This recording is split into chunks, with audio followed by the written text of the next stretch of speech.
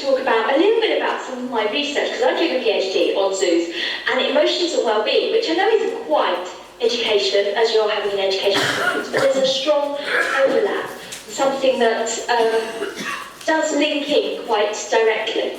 So I thought I'd come along and I would tell you a little bit about what I'm doing. And the first thing I'm doing for my research is what's called a systematic review, which, just in case you don't know, is something where you actually go and you read absolutely everything on a topic.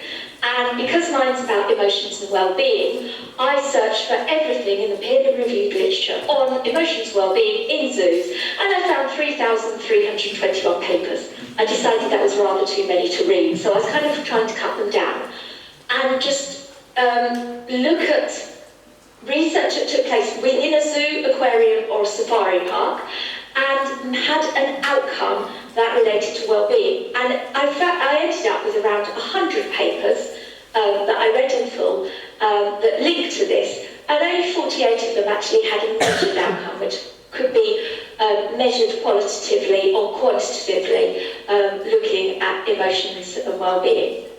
So, what were the papers all about? I found out most of the stuff that's about emotions and well-being in zoos is based in America, and mostly in large zoos. There's one zoo they said, oh, we picked this as it's a small zoo, it only has 1 million visitors a year, and I thought, that's not a small zoo. There were only 2 UK collections represented in the research literature, which I thought was very interesting, because I know there's quite a lot of other things out there that is being done looking at this concept of increasing positive emotions and well-being in people, but not a lot of it's being done in the actual published research. But a lot more is being done. So there's been more published on this since 2016 than there was before, and before 2002 there was absolutely nothing that looked at this topic. But even so, emotions tended to be a side part of a bigger subject, which I'll kind of get back to in a minute. So what is this strange thing of well-being? Well, I would say it's got 2 aspects. The first is what we call hedonic well-being, which means what you're feeling in this very moment, how you're feeling, emotion, if you like. The second bit is eudaimonic well-being, which is kind of like you feeling that you've got the power to go and do something, the confidence. You feel there's something that you can do, and there's one of the research papers I read was well-being is about feeling good and doing well. And I think that kind of covers it. So we've got these aspects of well-being, and I was looking at them in zoos, and there's quite a lot on emotions, but most of the stuff that's on emotions in zoos is linked to a lot of other things. So people are interested in, well, if a visitor has an emotional reaction within a zoo, does that increase their satisfaction and marketing, or what type of emotional reaction? Are emotions linked to our learning? And there's a lot of evidence that they are. Attitudes towards conservation and pro-environmental behaviours, or PEBs.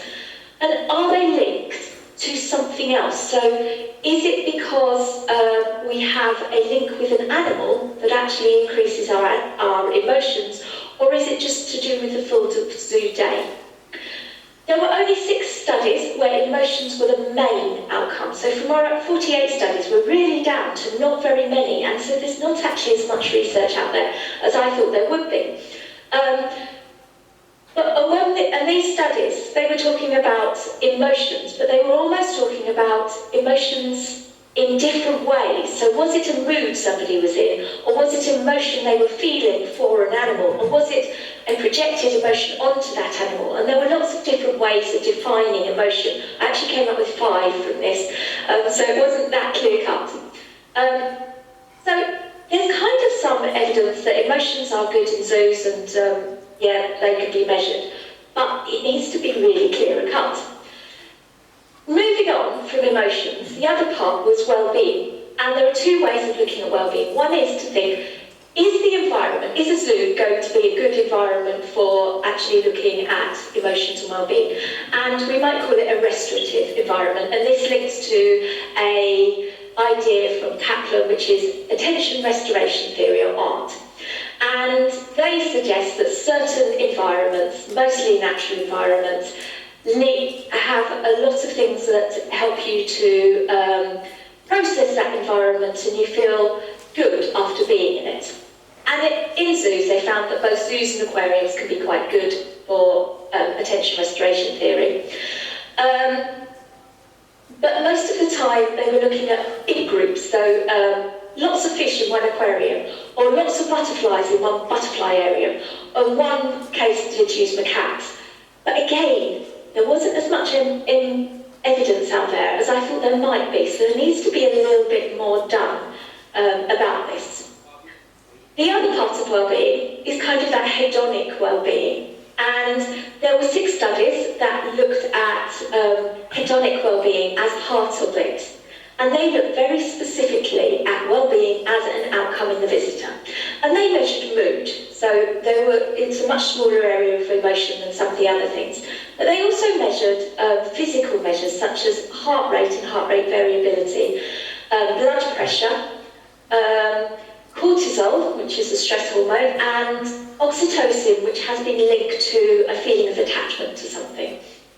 And they found that zoos were really good at increasing all of these, possibly more so than in environments such as parks. So there is actually an increase in oxytocin in the zoo, whereas there wasn't in the park. But there were only 1 or 2 studies that really looked at these, and it wasn't clear what was having an impact. Was it something was it a day out with the family? Was it interacting with animals? Was it something that was being done at the zoo specifically? And there were only a couple of them that actually measured that hedonic, eudaimonic well-being. I'm getting my words confused. And they use these things. I've put the HUPOL, which is World Health Organization Quality of Life questionnaire, and the Short Warwickshire Edinburgh Mental Wellbeing Scale, which I'm sure you really want to know those ones, but they measured them. And so there are only 2 studies out there that actually show that zoos increase well-being. So while we've got sort of some practice out there of that, there's not so much in the published research, which means that we need to look at the published research. And one thing we can do is there's a lot more evidence for green well-being, so visiting a country park. There's been a lot more study on that than there has in zoos. And we can actually use some of the ideas from that to bring over to zoos. But zoos are so different from those because they have these animal things. Wherever you go in a zoo, you're going to find an animal. You don't in a park. And what role is that? And is that animal to do with, could it actually increase a person's attachment to that animal and that actually increase well-being? But we don't really know what's going on. I also mentioned that some of the zoos are very large. How about really small zoos? There's one near me that's got gorillas. It's just the best. But it's tiny compared to some of these other ones. Do they have an impact? And actually, can we have an intervention on well-being, and does that increase in impact?